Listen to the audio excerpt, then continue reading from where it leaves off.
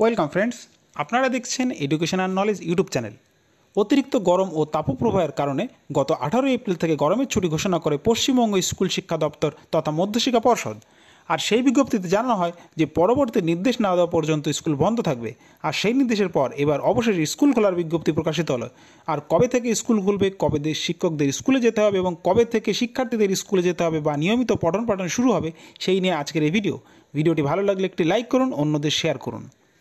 গরমের ছুটির কারণে আগাম ছুটি ঘোষণা হলেও স্কুল খুলছে আগের ছুটির তালিকা অনুসারে, অর্থাৎ লোকসভা ভোট গ্রহণ শেষ হচ্ছে আগামী 1 জুন, আর 3রা জুন থেকে কার্যত অফিসিয়ালি স্কুল খুলে যাচ্ছে।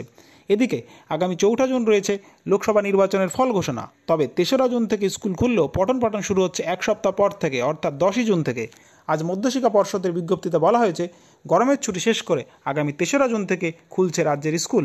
এবং যেহেতু নির্বাচনের কারণে অনেক স্কুলে এখনও কেন্দ্রীয় বাহিনী তথা ভোটকর্মীরা রয়েছেন, তাই আগামী 9 জুনের মধ্যে স্কুলে পঠন পাঠনের পরিবেশ তৈরি করে আগামী 10 জুন থেকে স্কুলে নিয়মিত ক্লাস শুরু হবে।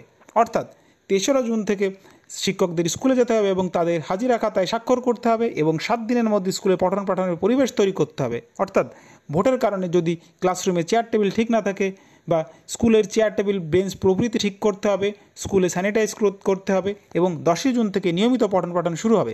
এই বিষয়ে আপনার কোনো প্রশ্ন থাকলে নিজে অবশ্যই কমেন্ট করুন। শিক্ষা এবং শিক্ষা সংক্রান্ত বিভিন্ন নিয়ম আপডেট পেতে চ্যানেলটি সাবস্ক্রাইব করুন। ধন্যবাদ সকলকে।